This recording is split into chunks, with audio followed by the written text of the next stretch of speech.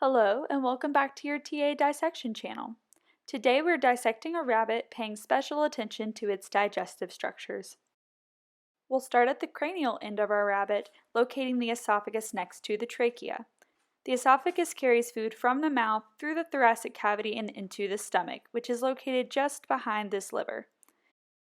As we lift the liver, you can spot the gallbladder tucked into the lobes.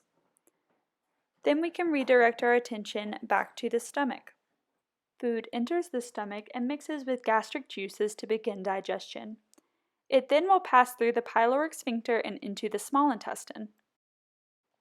Between the small intestine and large intestine is the cecum. Even though it is curled up, you can tell that the rabbit cecum is quite large.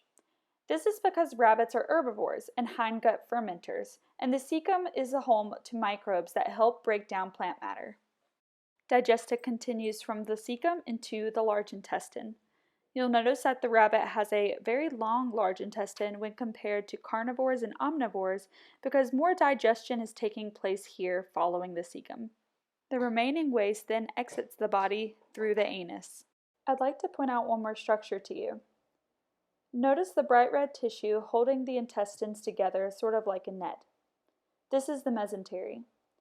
It gets this red color because it's highly vascularized, so the intestines have plenty of blood to aid in digestion and absorption. That's all, and as always, thanks for watching.